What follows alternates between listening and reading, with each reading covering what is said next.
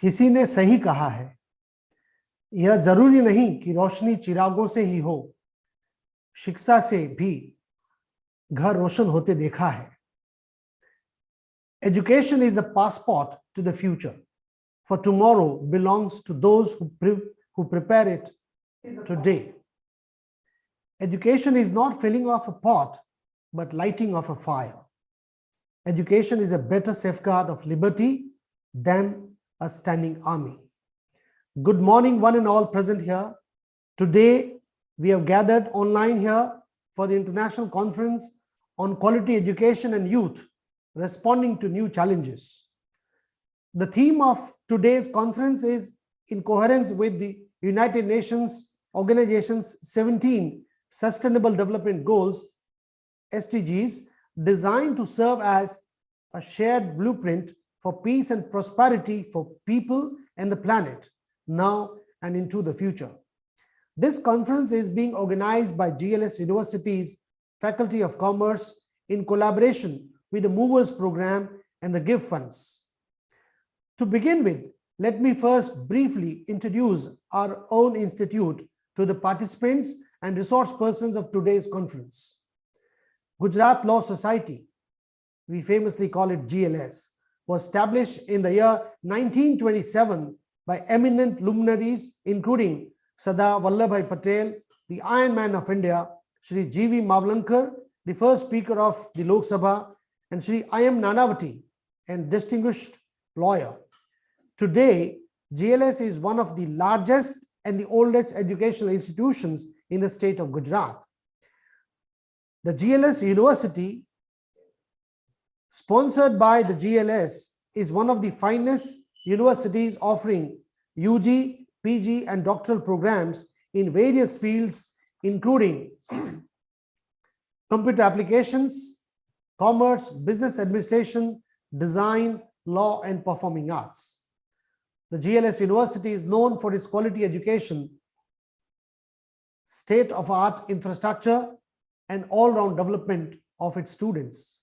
For that, GLS has been awarded several times at national and international levels for its outstanding contribution in the field of education.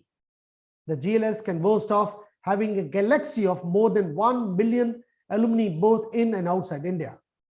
In this conference today, we have 4 speakers in total from 4 different countries.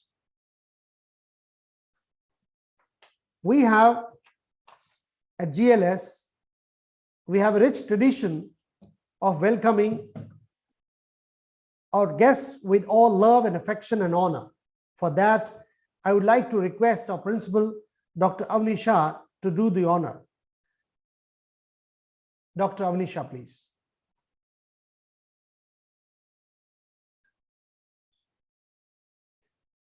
Before she starts, let me say that Dr. Avni Shah herself is a leader.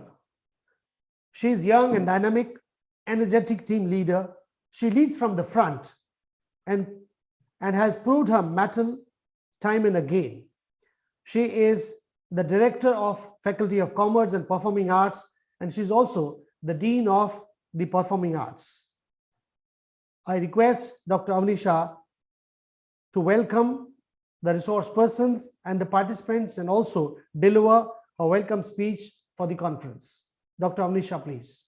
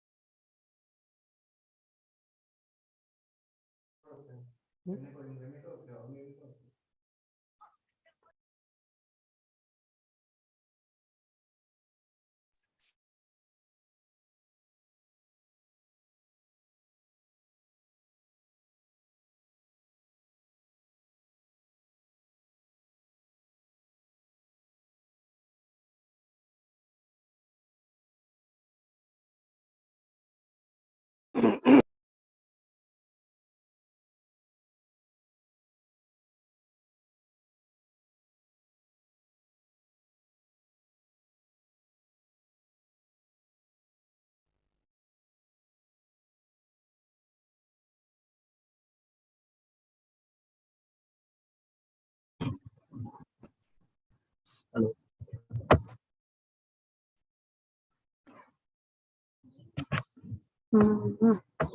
Cancel करेगा. Good morning, dignitaries, faculties, and my dear students. On behalf of GLS University and GLS Faculty of Commerce, I, Dr. Avnisha, Director, Faculty of Commerce, welcome all of you. I also thank all the dignitaries and especially the UNDP for collaborating with the GLS Faculty of Commerce for an quality of education in today's youth.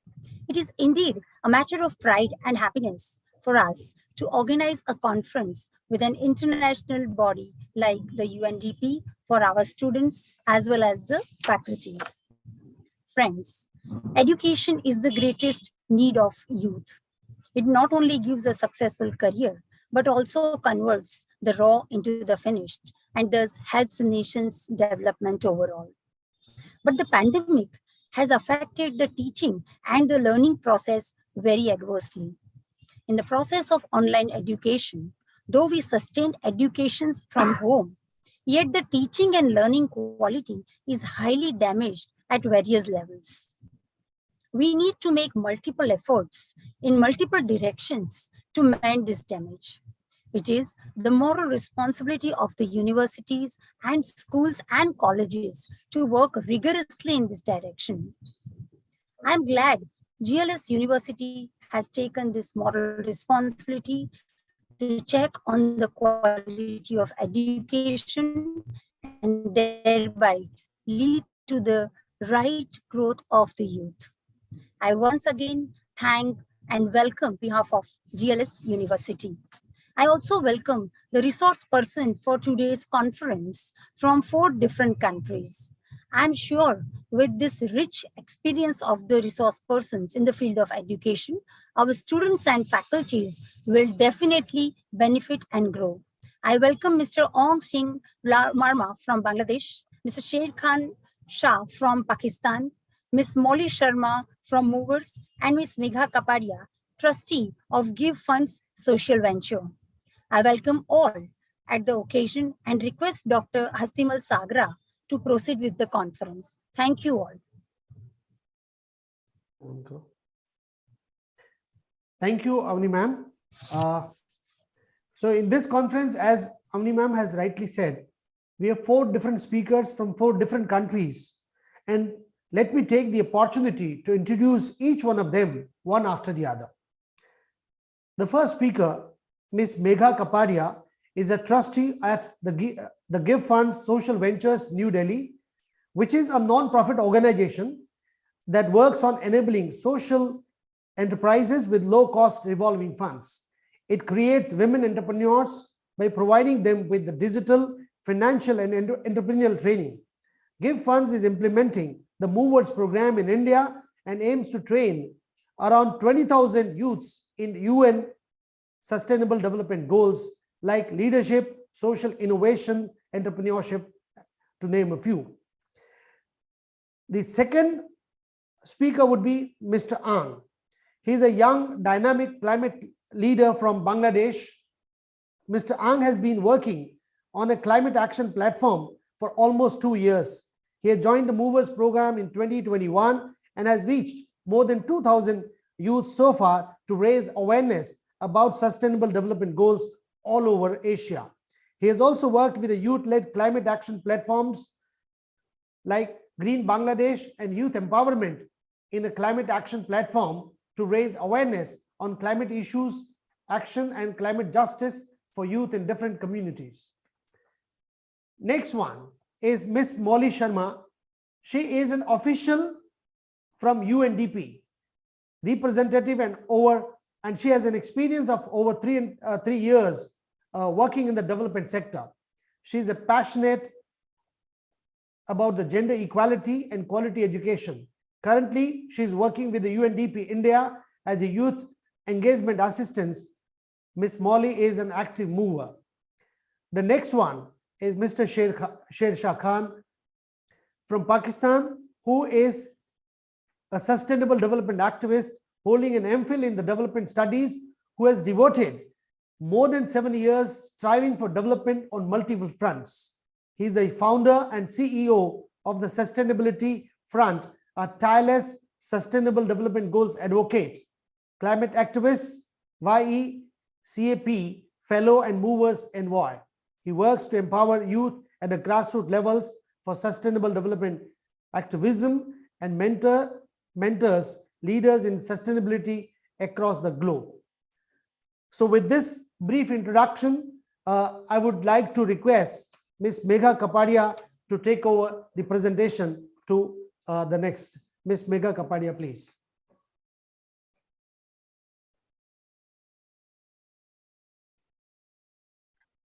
Hello, everyone. Good morning to all of you.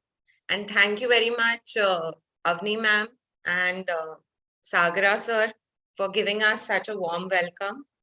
I'm actually very overwhelmed to see the kind of response that we are getting here for this conference today. We have so many people who have joined in. They are so excited to know about this program. And we are also very excited to tell you all about movers and tell you all about the UN SDGs that we all are responsible for. Before we get into our topic for today, that is quality education, I would like to call upon Molly to address you all and say a few words and talk about her journey at UNDP and movers. Molly. Hello, good morning to all. Thank you so much, Megha, for having me here today. This is quite a turnout. I'm so happy to see so many people being interested in the SDGs and the Movers program in specific.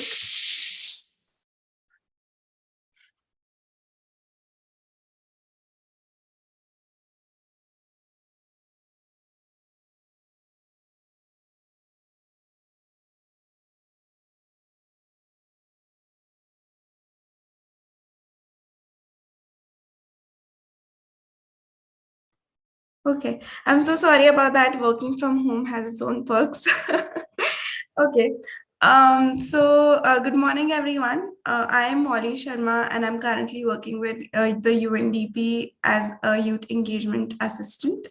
I welcome you all to this workshop. It would be really great to see some faces to these names. I know it's a little bit early in the morning. I'm also in my sweatpants, so there's no judgment here, but I would really like to see your smiling faces. Thank you so much, Ong, for volunteering. That's really comforting. Good morning. I really encourage each one of you to come onto the camera so that there is more, we can see each other, because this is a very safe space. Every movers workshop is. More on that later, but it would really like to be great to see your faces as we get to know your stories as well. So starting about my own journey with movers, I became a part of the Movers program here in India in 2020. My first Movers workshop was on gender equality. Gender equality and quality education are two topics that are really close to my heart. So as a young person who had sort of just graduated, I was very curious about gender equality and I wanted to really do a lot, but there wasn't a lot that I could do because of the circles that I was in. All of my friends were in different fields, they were pursuing different careers, and professionally also, I couldn't do much as I was a fresher. So I just came around a poster wherein it said that, okay, so there's something called Movers program and it's coming up with the gender equality workshop. So I just signed up for it. And that is sort of where the journey started for me. It was one of the most engaging workshops. It wasn't a workshop where you just mute yourself and, just sit for maybe an hour or so. I learned so much about SDG 5 in that workshop, and I really liked it. So the first point for me was that I was able to take some action towards my most passionate goal. And the second point was sort of a turning point for me. I was always afraid of public speaking. I could not speak in front of more than 2 to 3 people, be it a meeting or be it a gathering. And it so happened that my professional journey started in the middle of the pandemic. So all of our meetings went online. I would never contribute, even if it was something fruitful for the meeting, I would never contribute. So I attended the workshop, and then they encouraged all of us to have our own workshops. And I really laughed at the thought of facilitating my own workshop, because I thought I could never do that. But then one of the movers from that workshop reached out to me. Her name was Anisha, and she was actually handling the movers program in India back then. And she said, why don't you give it a try? So I thought, okay, I have got nothing to lose. I don't know anybody in the movers community, and nobody knows me. None of my friends are there in the movers community. And Anisha actually made it a safe space for me. We practiced for an hour before my workshop that I have to say this. This is my cue to go on to the next slide. And it was the big D-Day, my workshop day. And I actually screwed up twice or thrice, but nobody knew except for me and Anisha. So that is how it began. After which we started doing a lot of workshops with schools and colleges, and gradually and very slowly I was able to get off of my fear of public speaking. Even today, when I address audiences, I'm always obviously nervous. It goes away with time. It doesn't happen overnight, but I'm more confident now. I'm more mindful of what I'm speaking. So I think the movers journey has been a turning point in my life in terms of becoming action oriented, and also becoming a better, not a perfect, but a better public speaker. Apart from that, these movers community are the most safest spaces, especially given the fact that people come from different experiences, they come from different cultures. Nobody has seen one problem from your perspective, but the most surprising fact is that everyone is so empathetic, and they really want you to feel comfortable. So it's the most safe space that you'll come across. Anyone in the movers community is always a text away. Be it a different time zone, be it a different country, you will always find everyone being a text away. So I just texted Anisha, my mover mentor, out of nowhere, saying that, hey, I'm very nervous for this workshop. And she instantly called me back, even it was for her after office hours. These were my few important key takeaways. And talking about my current role, I am handling the movers community in India now, and I'm very glad to do that, because this is something that sort of in many ways changed my life, and now I'm really enabling other fellow movers to impact and also to get rid of their fear of public speaking, hopefully. So yes, I'm very happy to see such a great turnout here. I'm always also a text away. I will share my details with all of you, and I really hope that each one of you present here will come up with your own workshops in the coming days. Thank you so much, Molly. I think this was really very helpful. And I'm sure a lot of students who are watching here today will be inspired to join and become a part of the movers journey. I now bring on Ong to share his journey at Movers. Ong, you have been a part of this community for a long time. You have done several workshops. How has your experience been? And is there any one particular incident that you would like to talk about today?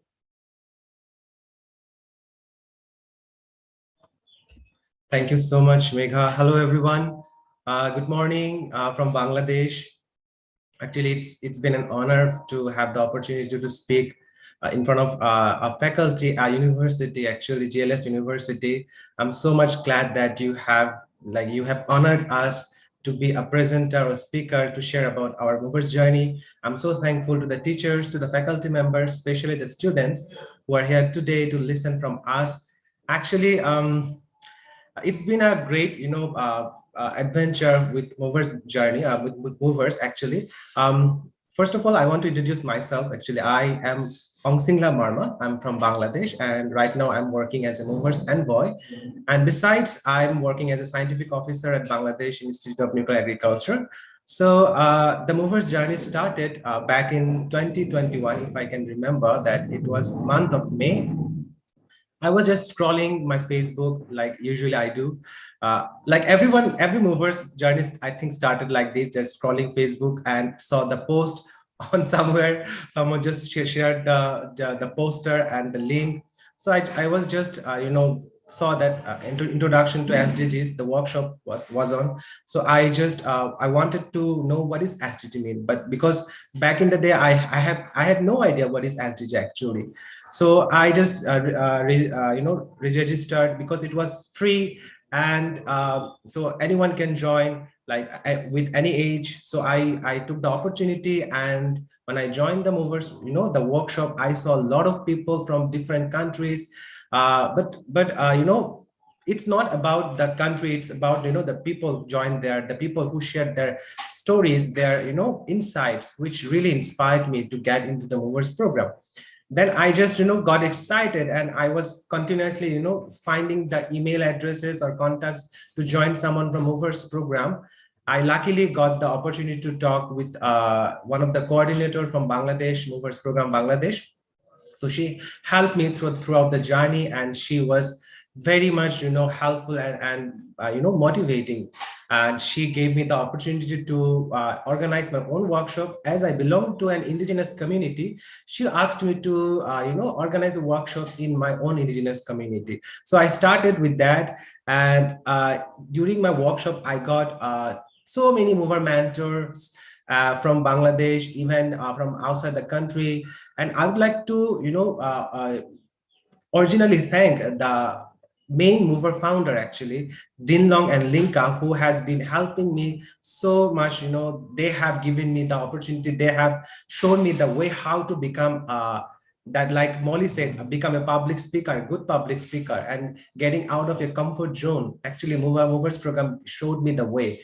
And if I mention about Movers program, that it actually not a movement, it's about your belief, your activity, that if you want to bring change to your community, to your society, to your country, you can join anytime from anywhere, because we are here to help you.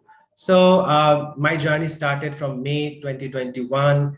Then I got the opportunity to work in the regional level.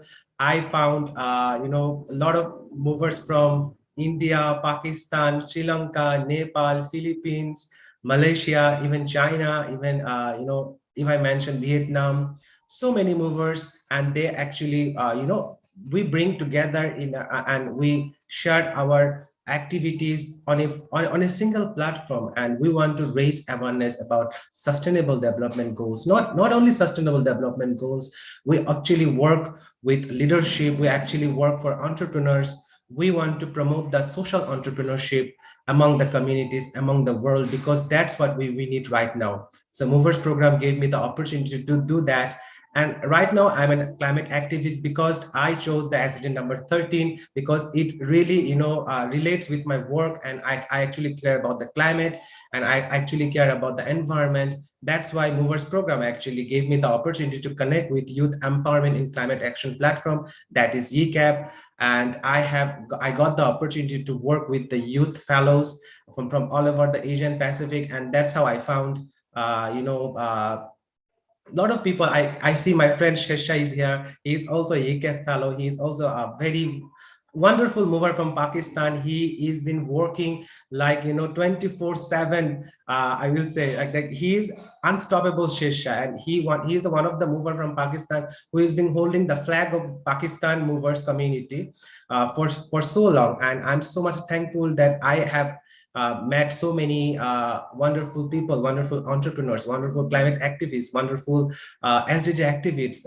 through my journey. And yes, this is a very safe place that we don't judge anyone. We are here to help everyone, every year, youth individuals who wants to create an opportunities, who wants to bring change to their communities. It's not about you have to work for all the SDGs. You can choose either one SDGs. It can be SDG number 1 or 2 or 3, 4, 5, anything. We are here to help you because as I chose as the number 13 and I'm working with it, and I have been, I have joined the group who are working with SDG number 13. So you will have the opportunity to work with that. So let's not talk more because the time is running.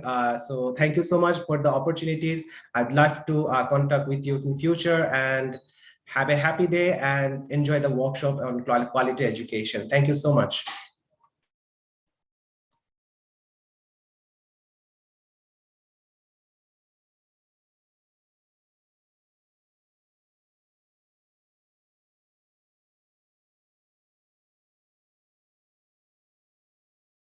Thank you so much, Ong. That was wonderful. I am sure this has also encouraged a lot of participants to, and they are now very inquisitive about what Movers is and what all of us are doing here. Without wasting any more time, I would like to bring on Shersha. Shersha, please share your experience as well, and then we can start the workshop.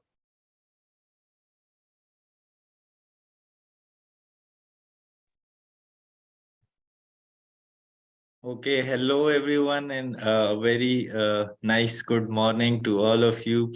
It's an honor for me to speak to you, especially thankful to GLS University. I came to know about its history, and definitely it's one of the most important institutes in your area. I also read about it. Then thanks to Megha for asking us to speak to you, and to all the students. You are our future, to be honest. And when I was a student, and if I had got this opportunity back then, I would have benefited like more than 100 times since I've benefited after being a student. But to share my story, just a little bit of my intro. So I am from that area of Pakistan that borders Afghanistan. So I represent the Pashtun community, or you can say Pathan, which are both on the side of Afghanistan and Pakistan. So I care about the whole of South Asia and not just Pakistan. And this is why I've been so active in the Movers South Asia community that I don't find any difference between our countries. Apart from this, being a social gardener at Movers, when you give back to your society, you learn yourself. You can fill up your mind, okay, but you would never be satisfied until you give it back to someone. And this is what Movers has given me. So I was a development graduate. I knew about the MDGs, I knew about the SDGs, but there was no real impact before I joined the Movers community. So since 2021, when again my story is the same, I was just scrolling through LinkedIn and I found out that, okay, a Movers boot camp in Pakistan is happening, and it's about SDGs. So SDGs was definitely something I had studied. And it was like, we need speakers. So, just like Molly said, everyone has the fear of public speaking. But the Movers community, I wouldn't even call it a community, it's a family now. So the Movers family has given us all this art of public speaking, which is very important. Like just right now, all the participants, even I was a participant in so many workshops or conferences, but I never used to speak. And everyone has the same feeling. Hours would spend and I would just be listening. Okay. So coming to, the speaking part, this is very important. And the confidence that the movers family gives you, this is like nowhere would you find this. And the best thing about it, it's for free. When this opportunities come in, and then finally there is that section that you have to pay this much, so we all go back. But when it's free, right, why don't you avail this opportunity then? So talking about my own journey, in 2020, I didn't have a single friend from India. I didn't have a single friend from Bangladesh or any other country. And right now, I can proudly say that I have such good friends from these countries that I I don't even think that they are from another country. I just think they are my own. Like, when I think about India, I think about Megha, I think about Mia, I think about so many of my good friends from India. And even last week, we did a workshop together. It was movers from Pakistan, India, and Bangladesh. So just imagine this, that through the movers program, you become global citizens. The best thing about movers program is that your brain is not stuck in your country anymore. After the movers program, you think globally and then act locally. So, the usual India Pakistan thing, it wouldn't even matter to you once you become a mover, because you would know the depth of each country. Like, I know there's the northeast in India, there's the north in India, south in India, and every person is different. Similarly, in Bangladesh, so much diversity. Now go to the whole world, go to Asia. We have such good friends now. Like, even from Bhutan, we have movers. From Nepal, from Sri Lanka, from all the Southeast Asia, we have movers. And this way you can link with all of them. You can partner with them for workshops. You can share, you can learn, you can think out of the box. Now Megha would be telling you about this whole workshop, but just to give you what quality education should be. Quality education should be not just sticking to your classrooms, not just sticking to your books. You should think beyond these things. You should complement your books, your courses with things like the Movers program, where you get extra learnings. And just like Molly said, public speaking, very, very important. No matter what you are doing, for you to become leaders of the future, you need to perfect this art of public speaking. So with this, I would give back the stage to Megha, and thank you once again.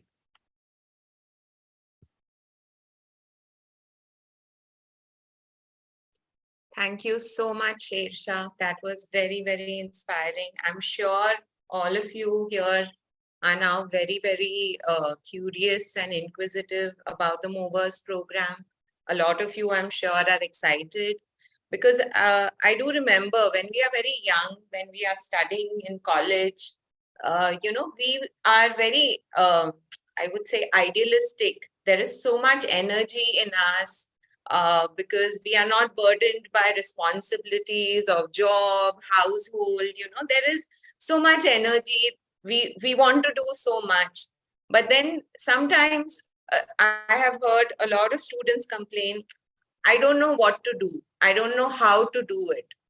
Right there. I mean, whom should I approach? What should I do?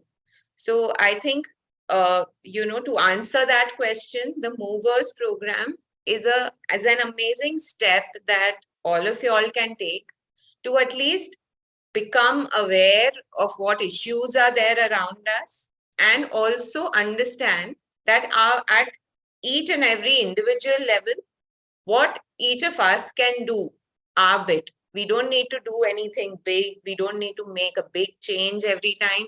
But sometimes, even if we can take some small steps, then it becomes very, very essential for any big change to come in. Just give me a second. I will share my screen and we can begin the workshop. So a lot of when like Ong and Sher Shah have spoken about SDGs. I'm not sure if all of you all are aware about what SDGs are. So before we begin the workshop on quality education, I would like to give you all a little bit of understanding on this word SDG. SDG essentially means Sustainable Development Goals. We all understand what goals are. I mean, whatever you set for yourself, that this is what we need to do. This is the outcome that we are looking for. Development, obviously, it means development of the society, development of the people, right?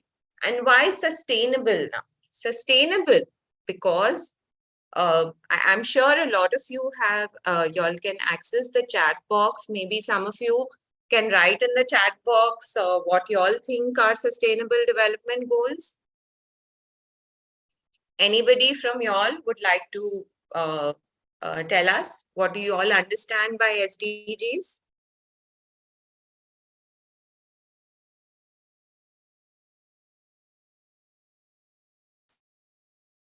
Okay, while y'all are thinking about it, let me tell you. So how were SDGs born really? How were these goals born? Now, we all are aware of United Nations organization, right?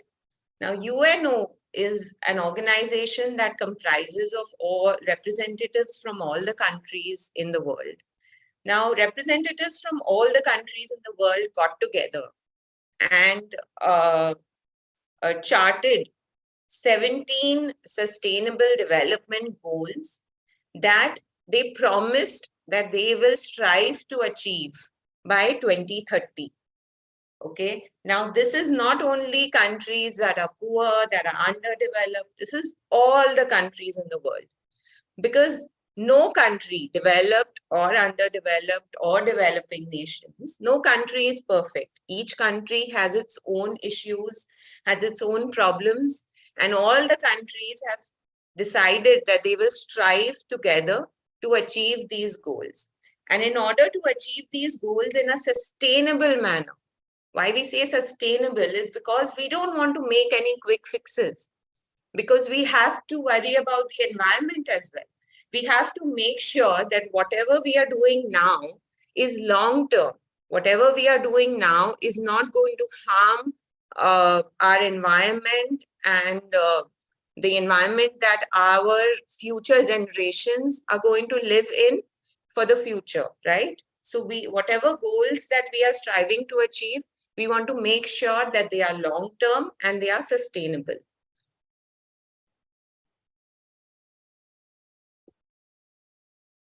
So just like that, today we are going to talk about the fourth SDG, that is quality education. At the end of the workshop, what I'm hoping that you all will understand what is quality education, why is it important to you, why should it be important to you, how can you take this to your friends, how can you explain it to your friends, and how can you take action regarding this particular SDG, and how can you mobilize your community. Now, going back, I think taking a step back to movers. Now, what is movers and why do they do what they do? Why did they come up with this movers program, and why are we doing all these workshops? Because I think what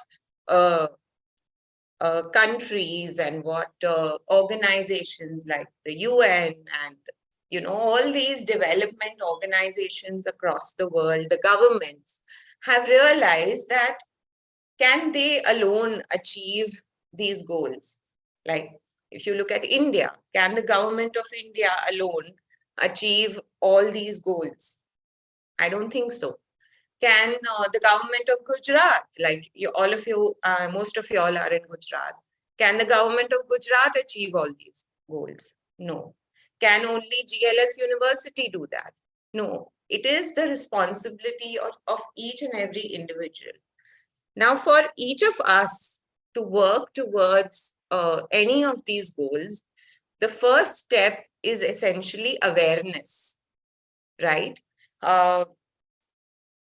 Most of us who are there in today's workshop belong to, I would say, a pretty privileged background.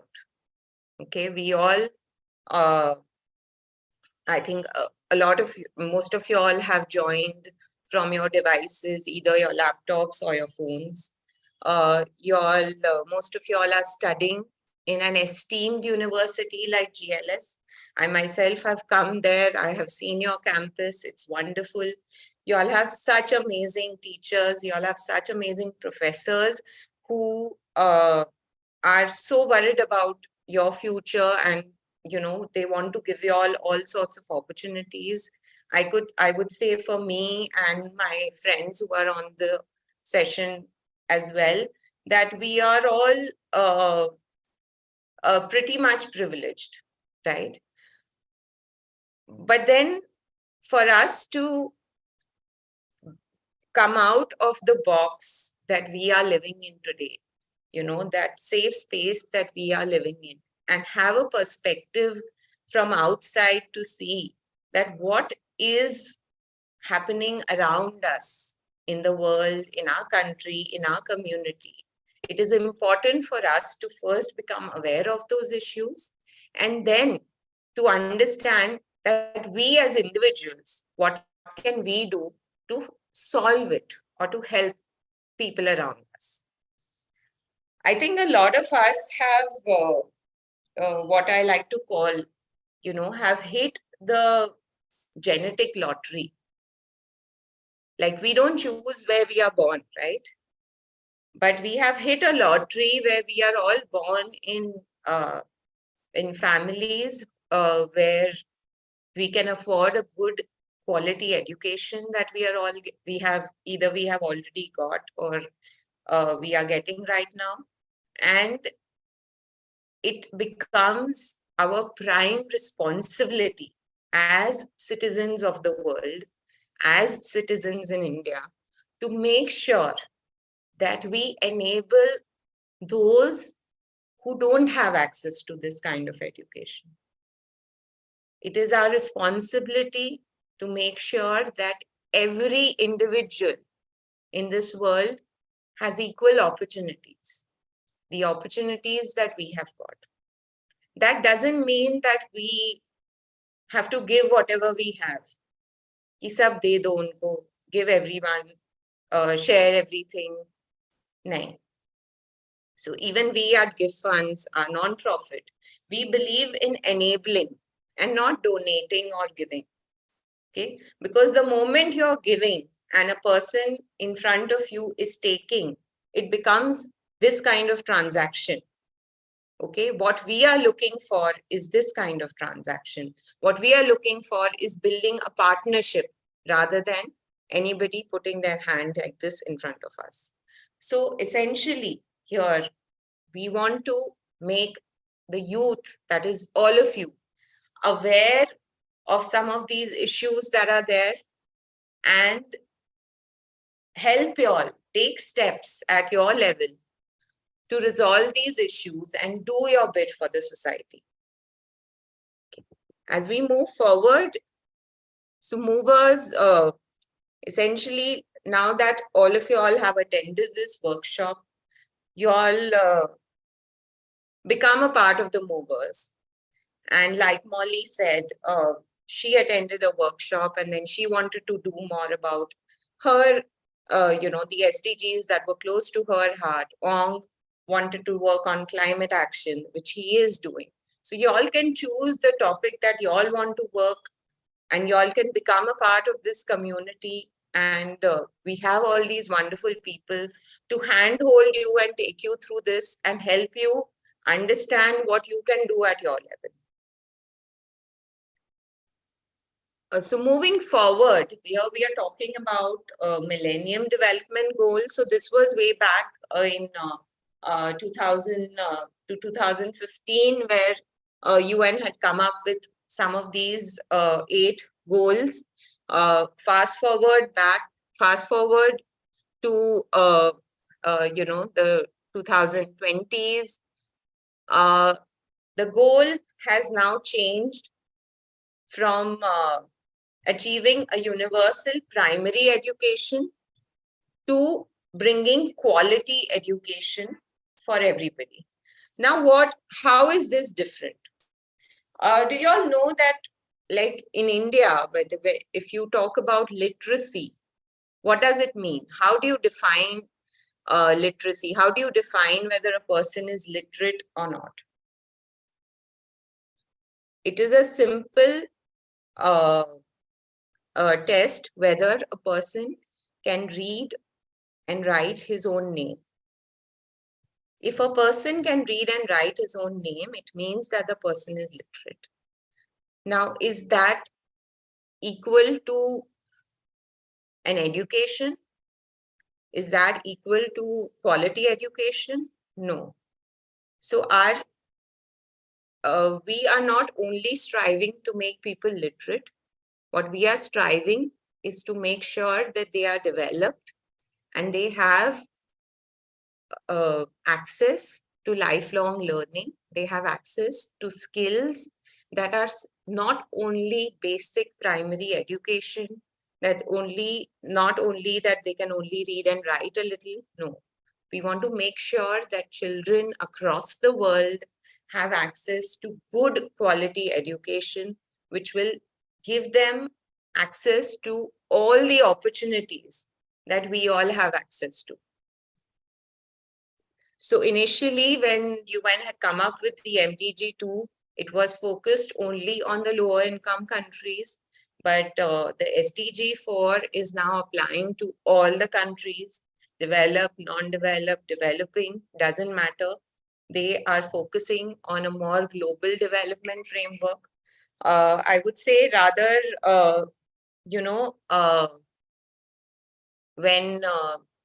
even when we were studying, right? When we were studying, we did not have access to all these workshops and all. But today, all of you all have so much more exposure thanks to the internet, thanks to so much information available everywhere. So it is, I think, again, a responsibility for everybody, all of you all, to make sure that the quality education that you all are getting, all the children around the world and around you should have access to that. So this is a brief look at all the SDGs, the 17 SDGs. And like Ong and Molly said, y'all can pick anything that is close to your heart. There could be some topic that y'all have always felt that, okay, this is what I want to work for. This is the topic that really moves me, that maybe it could be hunger, it could be gender equality, because you all can see all these issues maybe in your house, in your community, in your society, among your friends, or wherever you all are traveling on the road and you all feel you all want to do something about it. So pick that topic up and work with fellow-minded people on that, and they will give you brilliant ideas as to what you can do, how you can do your bit for it. Okay, sir, just a request. Can you please enable the chat so that the attendees can write some of their responses in the chat? Chat is on. Okay. Video, chat is on. Okay. So I would request, all the attendees to become more active participants here today, rather than just listening, because I don't know that, what I'm saying is interesting you or not. What are your thoughts about it? I'm sure all of you all have some or the other questions in mind or some thoughts. So please, I request all of you to put that in the chat box. We had a look at all the SDGs here, right? We are talking about SDG 4. Now, do you think this SDG 4 is connected to any other SDGs here? That is my question. And I request y'all to write in the chat box. Anybody? Can't see the participants.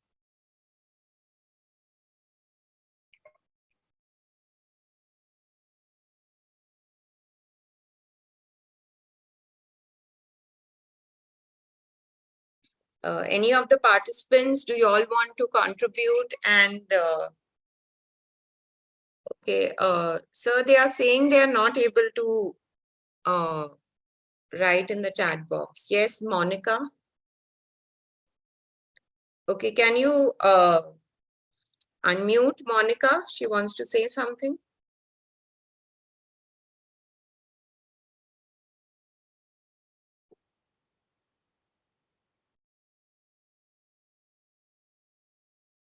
Sir, can we unmute Monica?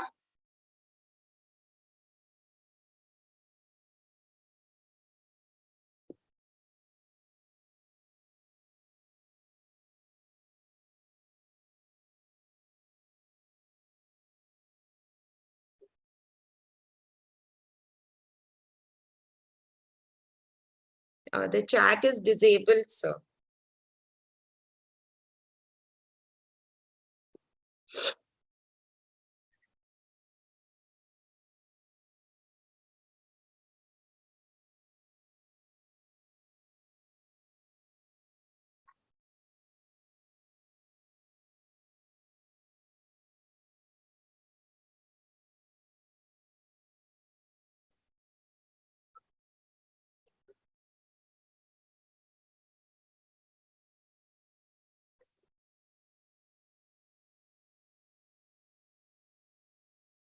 Okay, so while they are working on this, let's continue.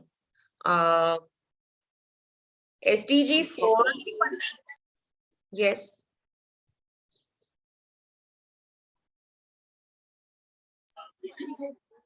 I would like to work with the first one. Would like to work with no poverty? Yes. That's wonderful, Monica. Okay, Monica, do you think quality education is related to any other SDG, or can we achieve it in, in a silo?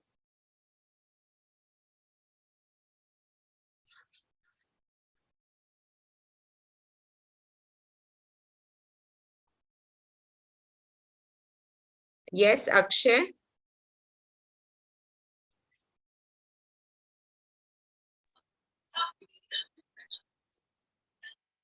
Yes, Akshay, what do you want to say? Yeah, I think it is relevantly to the other SDGs that if we can study hard, okay, if we take a digital study on what we are and what we want to do, then only the sustainable development is occurred. As like we can see that foreign countries are really forward than us. Okay, they can preserve their culture also, and they can move forward. That's why. And they only believe that the sustainable development goal is the only way to live the life. Brilliant, brilliant. But That's Akshay, then that should not stop us from doing that as well. And I'm sure that all of you will also strive to do that and, create sustainable development at your own level. Thank you for sharing. Anyone else would like to share? Mihir? Yes, Mihir?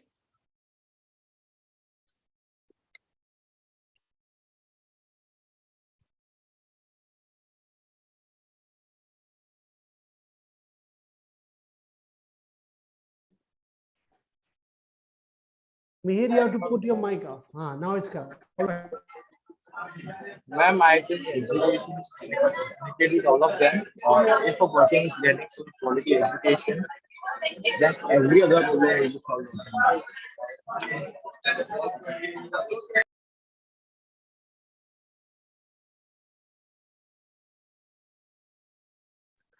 Mihir, that's absolutely right.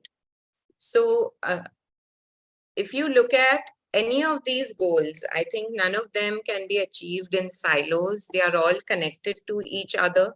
So when we talk about quality education, if we are able to enable quality education for children around the world, then this will actually help in achieving many other goals as well. So as we move forward, if you look at poverty, so if you get a good education, then it also helps in you getting a better job, getting better livelihood, and hence it will eradicate poverty as well and bring an increase in income.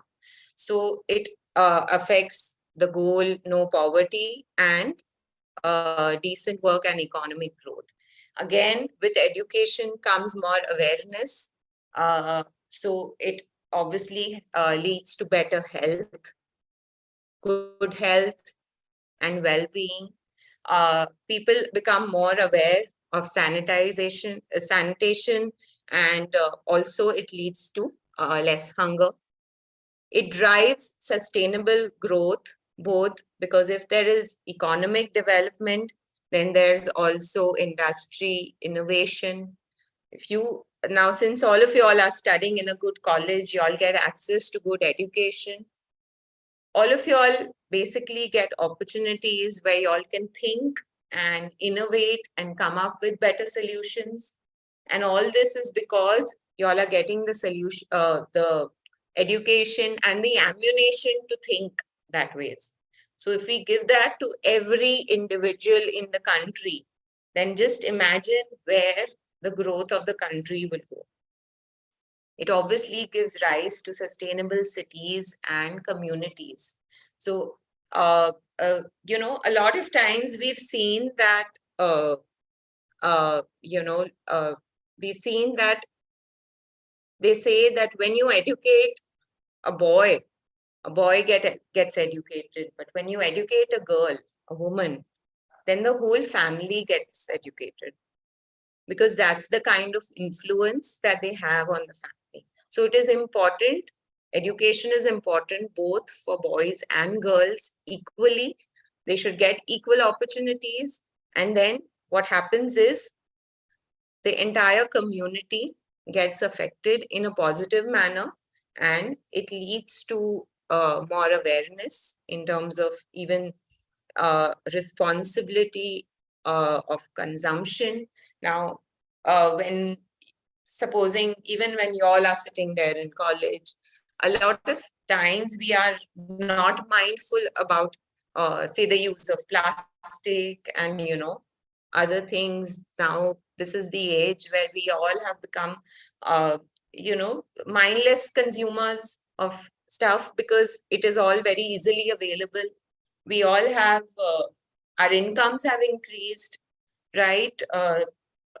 We don't believe in fixing, we believe in replacing stuff, because it's cheaper to now replace rather than get something fixed. And all this is obviously, harming our planet and our environment. So now when we think about that, but when if somebody comes and tells you that, what, the plastic straw that you're using is not going to get disintegrated for so many years. And when somebody comes and tells you this, you become more mindful the next time you're going to use a straw. You won't use it because you know and you are aware of the harmfulness of that particular thing. And that is what education brings in. A lot of times people are not aware what their actions are going to cause. And it is our duty to make them more mindful and to spread this in our community so that everybody becomes aware of it. Obviously, this also leads to less inequality, could be in terms of gender inequality, it could be in terms of, there is not only gender inequality in our country, there is so much inequality in terms of race, in terms of class, in terms of, okay, this person is from this religion, there is so much inequality. But education is kind of brings everybody at the same level. Today in your college, there are people from different places that that are studying. There are boys, there are girls, there are different genders, studying together, people from different religions, people from different class. There is no inequality. Everybody is getting access to the same education. And that is how it should be. So SDG 4 is, I think, one of the most powerful, goals according to me. And it is something that I am very, I would say, it's very close to my heart, because it, with it, it takes so many different goals. And so if you kind of solve one problem, you are actually, solving so many other problems with it. So just as we are, talking about this, I want to show you a little video on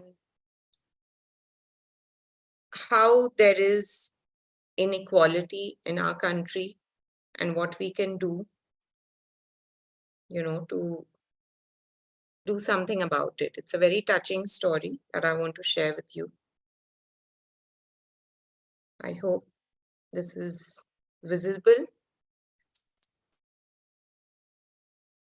ये क्या कर रही है आज ना? दीदी फिर से रो रही थी। क्यों? दीदी कह रही थी उसे स्कूल जाना है, तो पापा ने बोला वो स्कूल नहीं जा सकती, स्कूल से भैया जाएगा। इसलिए मैंने सोच लिया है कि मैं भी भैया जैसे बाल काट के भैया जैसे कपड़े भी पहनूंगी, और फिर सबको लगेगा कि मैं लड़का हूँ, और फिर मुझे भी स्कूल जाने मिलेगा।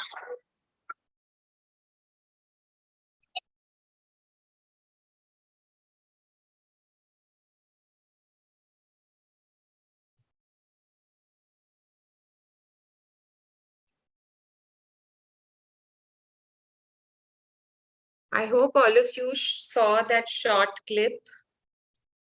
And what do you think about it? Is this a problem that y'all have seen around you or experienced anytime, and y'all want to talk about it? Anybody? Please raise your hands and y'all will get unmuted.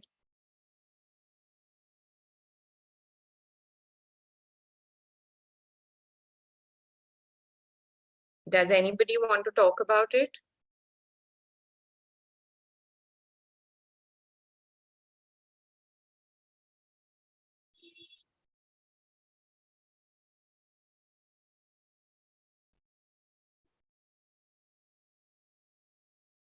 Come on, anyone?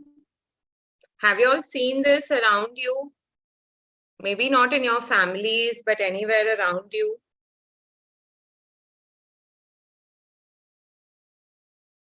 Now, the reason why organizations, yes. Yes.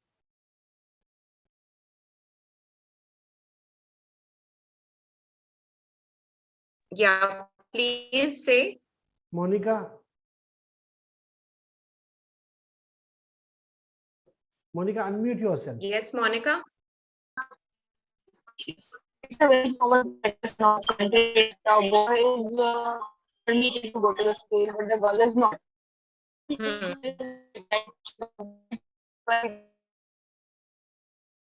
Situation like we are about the high school, and they are said to get married as early as possible, or they are forced to get married and their the regular life or the social life, you can say. Even the people who are backward, they try this very well to get the girls social life. Right.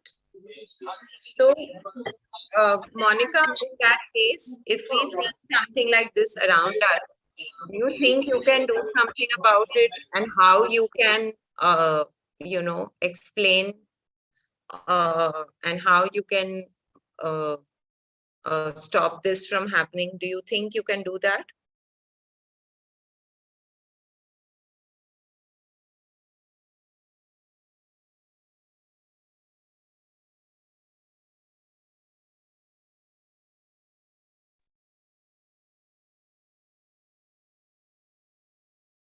Yes. Does anybody think that they have seen something like this happening and they can bring about this change?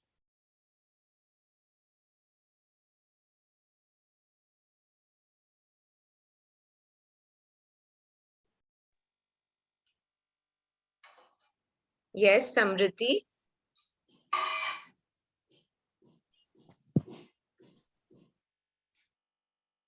Hi, Yes. Megha, and hi, everyone. It's so good to see you all, people from the movers community, people from GLS University. We have heard a lot about you from Megha ever since Megha came back to Delhi after the workshop at GLS. She was like all thrilled about going again and telling us more and more stories about the amazing workshop that they conducted at GLS. So yeah, coming on to the question. So I teach the children who are from the nearby slum area, and convincing a parent of a girl child has always been a struggle. So, so this was about a time when there was a new batch starting up, and from a family only boys were coming and not the girls. So out of like, I was just intrigued to ask, like, why not are they willing to send their girl child to study? So and listening to their answers, that it won't reap any output for them. So it was just like, spending their efforts and their time and their money on something that they considered would not be as much valuable as it would be if they spend the exact same time, energy and efforts and amount on a boy child. So yes, and I was able to tackle this situation. I just I could see that the child is she was amazing, and I could see that she has a lot of potential in her. So I somehow managed to convince her mother to start sending her child to me so I can teach her, and I promised that she would see the results. And that happened, and along with her brother, she also came to study. And apparently after a year, actually she never went to school. So after a year, she directly from like, she had an age of 7, she was 7 years old, but she had never gone to school. So after 1 year of studying, she was able to get admitted directly to second class. Like, it was the second standard she got admitted to, without having qualified each and every level of education. So that was how much potential she held. So when her mother saw this, she immediately told me, like, she was the one, I encouraged her to get her child admitted to school, and then she came back and told me that she did not get admitted to nursery class, she got admitted to second class. Like, she was so happy about it. And I think these are some very little steps that we can do on our part, that can make a huge change in the life of someone. Like, from never going to school, she's now going to school, and she is in 4th standard right now. So I think that was a little step from my end, but I'm sure it will change her life. Brilliant, Samriddhi. So Samriddhi, can I just ask you, when you did this, when you convinced her mother, how old were you at that time? It's 2 years back. I was 19. Yes. Samriddhi was just 19 years old when she did this. And I think a lot of you all who are here today in the workshop, you all are in that same age group. So sometimes when we think that we are so young, what can we do? Here is a live example of a girl who has brought so much change in a little girl's life. And today, what that girl would have been to now what she can be. And in fact, now even her parents are convinced, and they are convinced to invest in her because they are able to see the change. So sometimes it takes a very, very small step, at our end to make things happen. And then it is very, very fulfilling. I'm sure Samriddhi must be feeling very good and satisfied within herself that she was able to bring about a change in that little girl's life. Akshay, you had your hand up. Do you want to add something?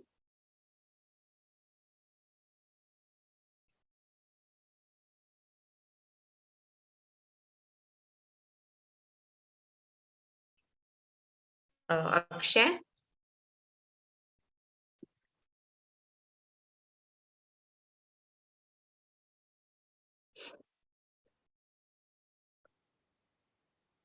Okay, whenever you're ready, Akshay. So as we move on, like we touched upon some of these topics, that how quality education can bring about a reduction in poverty and an increase in income. And statistics say that, if all children, left school with basic reading skills, then 171 million people could be lifted from poverty. And 1 extra year of school increases earnings, by 20% for women, because each year that you study in school, you're learning something. And when you are, when you have basic qualifications, then your opportunities increase. So it could be people, whose parents are probably doing work that does not require education qualifications. But if their children get opportunities to go to school, then they can actually come out of that, the life that they were living in, and they can improve the standard of their life and the life of their family members as well. So we must at every stage look around us and see if there are opportunities like that, and then keep going, keep trying to convince people. Because what Samriddhi did not take, any money. It's not like every time you feel that you want to do something good, you have to give your money, or, sometimes all you have to do is give your time and keep going at it, keep, because if you are convinced that if I do this, it will help the child, then please keep doing it. जैसे हम कहते हैं किसी चीज में आपको जिद बना के रखनी पड़ती है. अगर आप जिद्दी रहोगे तो आप वो चीज अचीव कर लोगे. Moving on, like we said, it leads to better health because there is more awareness. Then there is more awareness in terms of health. It adds to improved nutrition, and obviously it helps survival of children because the parents are more aware, there is more education. Then a lot of children we hear die after being born or within the first few years of their life because they are not given the kind of nutrition that they need. But if there is education, then there is awareness, and then these children will receive the kind of nutrition that they need. Because if women are educated, if women are aware of these things, then they will provide it to their children. Again, as we move forward, obviously education will drive a sustainable growth. The entire society, the community will become more inclusive because there is awareness, will become safer. People will become more tolerant, right? Because it's not like anybody can come and brainwash people, because now they have the capacity of logical thinking. With education, what comes is a capacity that we think, we are able to reason that why this, why not this, why is this good, why is this not good. We can differentiate between good, bad, right? And that is what education gives us. It gives us a capacity to think. It gives us a capacity to make decisions based on knowledge rather than just because somebody who's big, somebody who's, rich is coming and telling us something. No, we are able to decide whether this is right, this is wrong. This is where I want to go. So that is what education gives you. It gives you that capacity to make logical decisions. And imagine if all the citizens in the country have that kind of capacity, then the country will be in a better position in terms of its growth and sustainability. And obviously, then education will help us protect the planet. And in this case, I would like to say that a lot of times, even educated people are mindless about it. And it is our responsibility again to keep telling them. Sometimes I myself have fights with, older people in my family, because if we go out somewhere, they throw things out of the car or something because they think कि मेरे एक chips का packet throw करने से क्या होगा? मतलब it's just one packet. But actually it's not just one packet, because if everybody in around is going to think like that, then you know what is happening. So we should start doing things at our home, at ourselves, start small. And if each of us do that in our own homes, bring that kind of education in our own homes, educate everyone in our homes. It could be our house help, it could be our elders, it could be our children.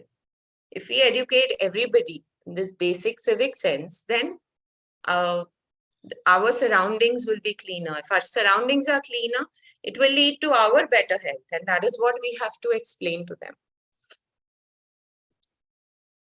And obviously, it prevents inequality and injustice, right? We saw that short clip about how the girls in a family were denied an education, but the boys were sent, because it is still, I think in many families, it is a thought process that girls will get married, they will go to another house. There is no point in educating a girl, right? वो हाथ से निकल जाएगी, उसको क्यों पढ़ाना है? The boys will earn and then they will take care of us. So let us invest in them. But now times are changing. Yeah? Girls or boys, both should get equal opportunities, because both have equal capability in them to do something, right? So there should not be any inequality in terms, and wherever, if you all are seeing this kind of inequality, then please speak up. Please speak up and bring a difference in their lives. And obviously, education, good education requires a partnership. It requires sort of a movement that is driven by a community. It cannot be done single-handedly. At this stage, I would like to show you all another little video on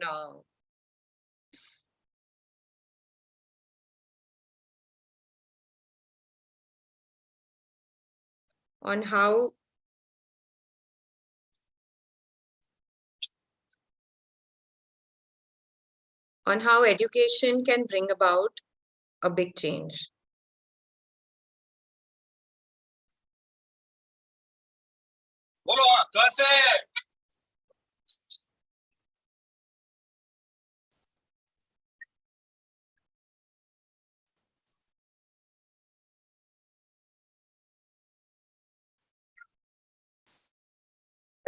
खड़ी हो चल 50 दफा समझा दी तेरी माँ को जल्दी कर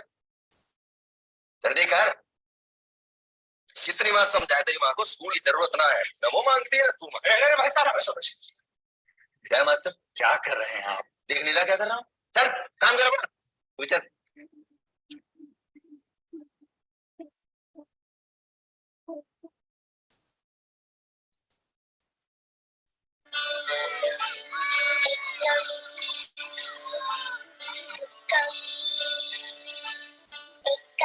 Come.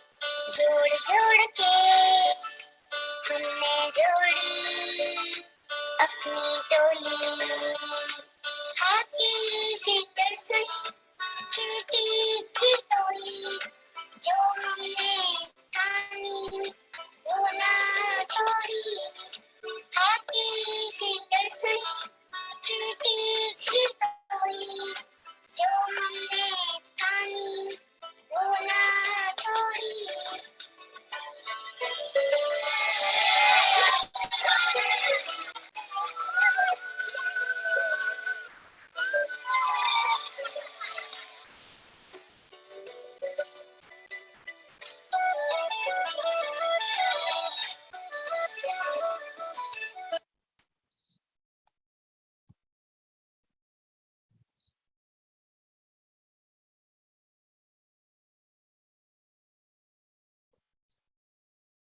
So I hope that you all saw how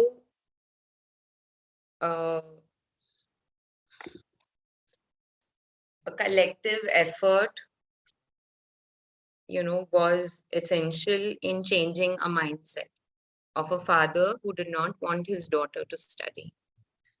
Now, obviously that is a video, but what it's trying to say that if we come together as a society, then it is definitely possible to change mindsets. And I repeat again and again that us being given, the genetic lottery, that we have all these opportunities, but then there are others who don't. It becomes our primary responsibility to make sure that every child around us gets that equal opportunity. Now, whether they make use of that opportunity, whether they do something in life or not, is up to them. But chance sabko milna chahiye. And that is what we all must do.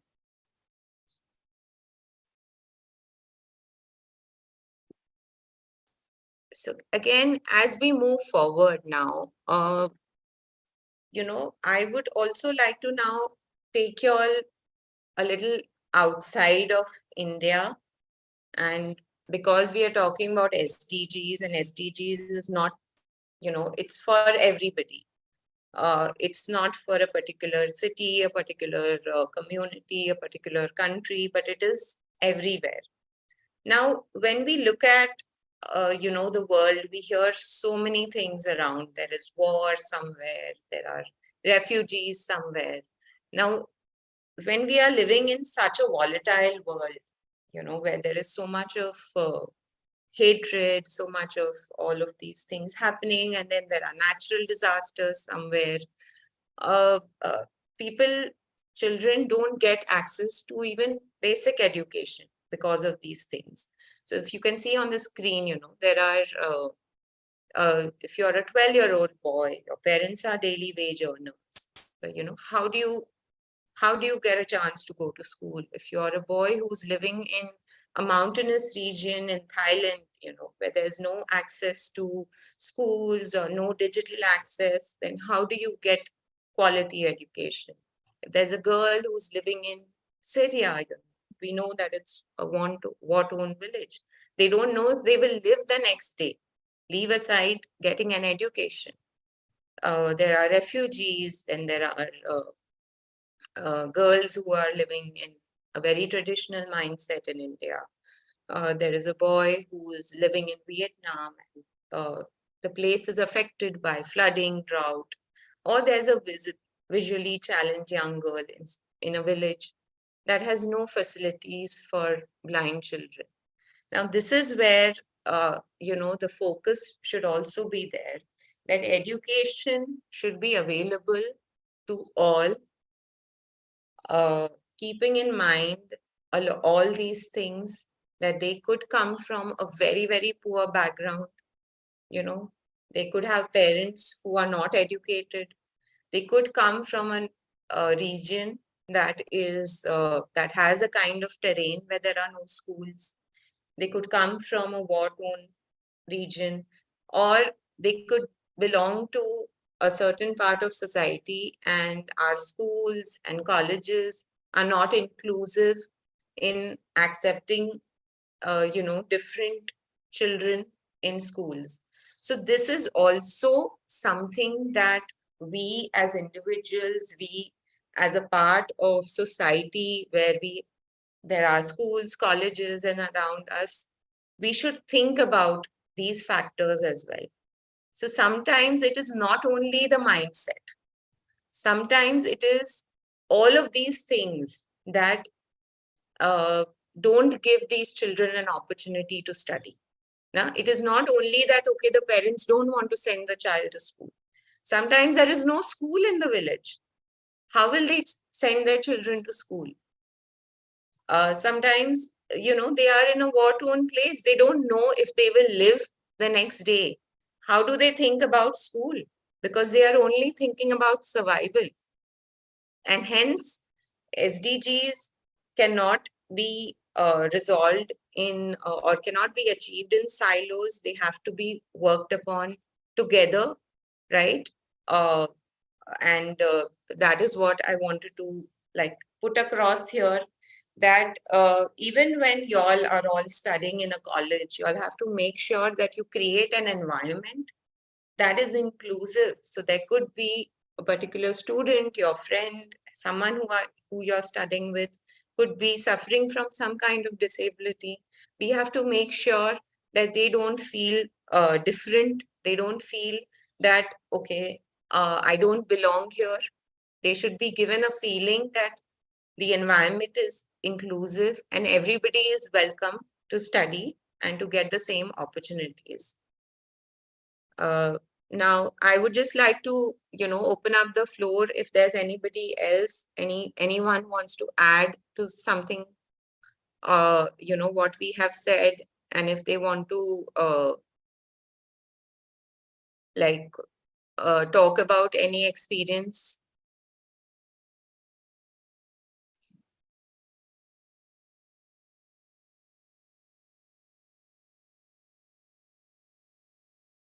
Anyone?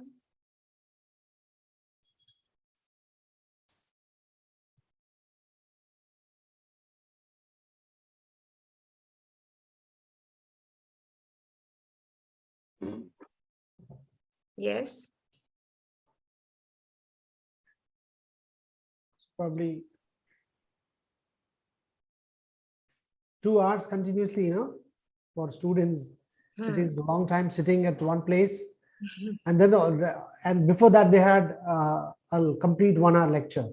Okay. So for 3 hours continuously, they have not been able to move out also. But then it shows their interest, I think, that they're also passionate about the social issues and the issues related to environment and all. We teachers also at our college, we try to sensitize them on like there is Professor Hiral Jani ma'am. She is always talking about how to save the environment, how to reduce the use of ACs, this, that, and so on. So and then we also try to sensitize students on various social issues, which you call it, let's say, sustainable development goals at your the global level. Yes. So we are doing quite a lot. For instance, through we had a heritage walk. The entire 1 week we went for heritage walk.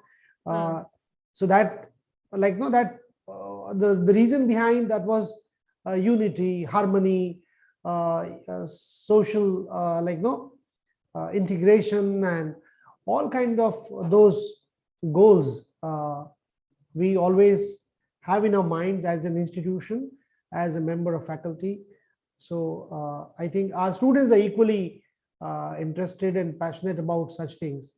So we celebrated last week. We celebrated a week called Vignan to Sabhyata, something of that sort. I'm not able to say it in Gujarati. It was something like, say, so we went first, we took students to a visit to Science City. It's quite a famous place here. So Science City, and then followed by visit to this different monumental and cultural those places, heritage walk we did. So that way we do make our own effort and so on. I'm sure. Sir, to end this, I would like to tell them a little story about this. So maybe we can wind up in next 2 to 3 minutes. yes, sir. So we have, I just want to add a little bit of my own story, I would say, that why I have got into or at Give Funds, why we do what we do. So, I totally believe in the fact that since we are privileged, it is our responsibility to do as much as we can for the society and to enable them. I was like, I think any normal, my husband and I, we were like any normal couple, we are educated and we were working in very good profiles, making good money, living life, traveling, spending, having a big car and, buying houses and that sort of a thing, just living our lives. Till I think we both kind of had a little bit of turning point in our lives where we felt that we can't just keep doing this. Yes, we still do it, but we have to give back to the society. It is our responsibility. And that is how we started, giving back. I read a book by Adam Brown. It's called Promise of a Pencil. And that kind of, if you could say, that flipped that switch in my head. And it completely changed me as a person. As a closing note to today's conference, I would like to show you a little clip about Adam Brown and how he brought about a change with what he did, and just leave you with some inspiration, to think about what y'all can do your bit. Again, Adam Brown, when he did this, he was a very young man, just like y'all are. So there's nothing that you all cannot do as young people. Just sharing my screen.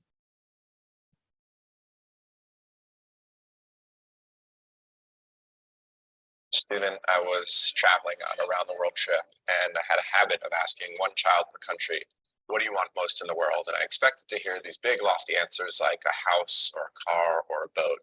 And I met this boy who was begging on the streets of India, and he had nothing. I asked him if he could have anything in the world, what he would want. And his answer was a pencil. And I realized that this young boy had not only never been to school, but that was actually the situation for millions of other children around the world. And when I gave him my pencil, he just lit up and he held it in the air and he looked at it like it was this gleaming diamond. And that became my thing. I started passing out pens and pencils as I would travel through the developing world. And that led to countless conversations about not only the value of education, but the many, many children who didn't have a school to go to. I grew up wanting to work in finance my whole life. I grew up outside of New York City and was crafting a path to go work on Wall Street. And when I was 21, I had this incredibly transformative experience with this boy on the street. I really started to change the way that I looked at my life and how I could be of service to others. As my life was moving more and more forward, I thought I would be so happy with all of these material possessions that I was amassing. And in fact, I really felt pretty empty. And so I decided that I would start an organization called Pencils of Promise. And I began by going to a bank and putting $25 in a bank account for my 25th birthday. And I tried to build one school and dedicate it to my 80-year-old grandmother, who's the heart.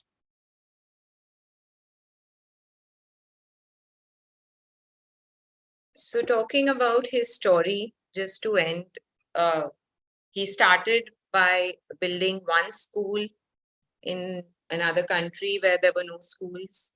Today, Pencils of Promise have built more than 200 schools in Asia, Africa, and many other countries.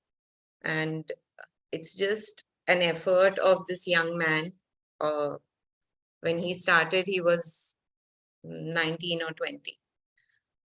So I think each of us can get that, that bulb moment. If you all have seen the movie Swades, that bulb getting switched on in our minds, and we can do something and choose your own battle, fight it, And the movers community is with y'all, always available for any, anything that y'all need in terms of help, guidance.